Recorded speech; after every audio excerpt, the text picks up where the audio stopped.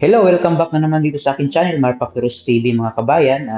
Ang video na to kabayan ay tuturuan ko kayo kung paano mag-edit ng thumbnail sa mga video na mga ginawa nyo sa inyong mga Facebook page, no? So, paano mag-edit ng thumbnail, no? Paano maglagay ng thumbnail sa inyong mga Facebook page video. So, example, punta ko dito sa Facebook ko, no? Meron ako papakita sa inyo step by step to kabayan ha. So ito, i-search ko yung ano ko dito. Facebook ko to. So i-search ko dito yung Facebook page ko, no? So ito yung Facebook page ko, Boy Kubos. Click ko yan. Kasi ipapakita ko sa inyo na ito yung thumbnail ko kabayan, no? Mga thumbnail ko yan. Thumbnail, yung may mga ganyan kabayan. Bago mo i-click ang video, dapat maggawa kayo ng interesting kabayan, mga ganito kabayan, no? So ito kabayan, gusto ko tong lagyan ng thumbnail, ibang thumbnail. So paano ko to baguhin, no? So, i-edit ko to kabayan, no? So, ang una kong gagawin kabayan, ito kahapon na video to kabayan. So, punta tayo sa ating mga gallery, no? Sa akin photo, punta ako sa photo ko. So, maghahanap ako dito kabayan kahapon na video, mag-click ako ng video dito. So, swipe ko lang to kabayan, maghanap ako ng magandang ano dito, no? Wala akong picture kaya dito ko lang screenshot ko lang to. So di ba kabayan, no? Forward ko lang ang video na to kasi i-screenshot ko lang to eh. Ganyan lang, ito yung kabayan, no? Yan yan. Yan i-screenshot ko to kabayan, screenshot ko to. Yan. So, yun kabayan, na-screenshot ko na kabayan. Balik tayo kabayan, punta tayo dito sa photo kung yung na-screenshot ko. So, ito yung na-screenshot ko kabayan, no? Click ko. Yan, no? So, paano mag-edit ng thumbnail? So, punta muna tayo sa, dapat meron kayong PixArt, no? Click natin yung PixArt. Click natin itong sa baba, plus button. Punta tayo sa proceed. Click natin proceed. And then, click natin itong screenshot natin. Yan. Tapos, done. Tapos, click natin. Ito, click natin yan. Yan. So, nag-advertise kabayan, saglit lang kabayan. So, ang gagawin natin kabayan, skip lang natin ito. Yan, skip natin lang ito. Ngayon, click natin itong tools. Click natin itong crop.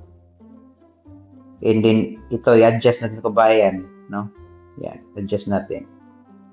Sa taas din kabayan, adjust natin to para hindi ito makita kabayan. No? So, adjust natin. Yan. Tapos, click apply. So, lagyan lang natin dito na, edit lang tayo dito kabayan. Example kabayan na, lagyan lang natin dito tayo mag-edit. Pwede tayo maglagay dito ng crabs. Yan, no? Edit tayo dito.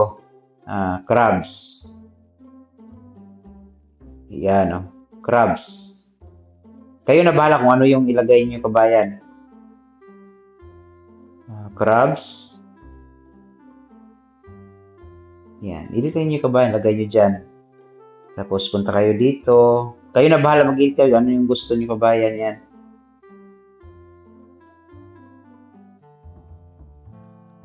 So, lagyan ko to ng ano.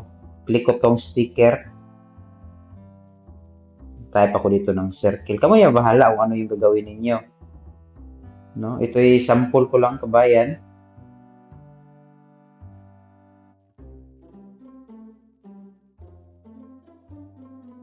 Circle.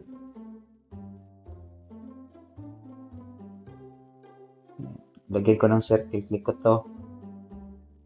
Lagay ko ng circle. Yan. Wag na lang yan. Ganyan lang kabayan. Crabs kabayan. Crabs. So, pag natapos ko na to kabayan, ang gagawin ko dito kabayan, i-click ko lang itong apply. Yan. Click ko yung apply. Next.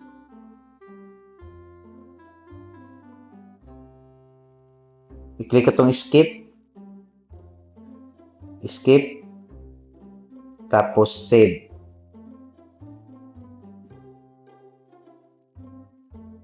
Done. So ngayon, punta ko dito sa gallery, no? Ito sa photo ko. So nandito kabayan, no? Yan yung gusto kong ilagay na thumbnail sa Facebook page ko na video kanina na pinakita ko. Ito kabayan. Ito. So, ang gagawin, next natin gagawin kabayan, punta tayo sa Chrome. So, mayroon na tayong na-edit, no? Ito, oh, ito. So, ngayon, punta tayo sa Chrome. Click natin yung Chrome. Type tayo sa taas, Creator Studio. Creator Studio ito. Creator Studio. Click natin yan. Yan. Tapos, pinakauna, click natin itong Facebook Creator Studio. Click natin yan.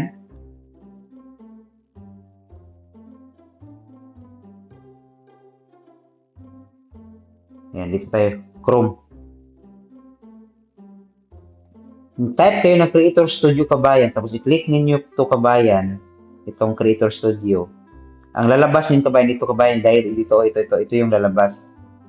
Ito yung lalabas kabayan. Yung sa ano ninyo, yung Facebook page ninyo, di ba? Ito, Facebook page ninyo. So, kung wala pa kayong Facebook page, kabayan, i-login nyo lang. Pag-click ninyo, ako kasi, pag ma-type ko na dito sa Chrome ko, diretso na ako dito, kabayan. Kayo, kabayan, i-login ninyo yung mga Facebook page admin ninyo.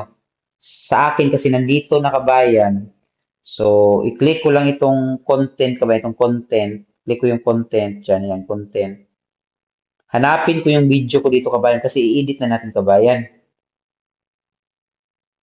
Ito, kabayan, ito yung i-edit natin, ito yung video kanina na pinakita ko sa inyo, ito. So, ang gagawin ko dito, kabayan, di ba ito, kabayan? Yan, oh, itong video na to, ito. So, ang click ko to, ito. Tatlong tuldok, click ko yan. Pag na-click ko yung edit post, yan. Click ko yan, edit post. Yan, edit post. So, dito kabayan, ang gagawin nyo kabayan, dito na natin i-edit. Pwede ka din maghanap dito yung choose suggested. Pero ako kabayan, click ko yung ginawa natin kanina. Click ko itong upload image. Click natin yan. Pag click mo yan, click mo itong upload image sa baba, itong naka-highlights na blue. Click mo. Tapos click mo yung photo and library. Tapos mapunta tayo dito kabayan. So, i-click ko ito kabayan para ma-save. Yan. Tapos click mo lang itong done. Yan kabayan. Pagkatapos kabayan, pag na-done na, punta ka sa pinakababa. Kailangan mo tong i-next itong pinakababa ito.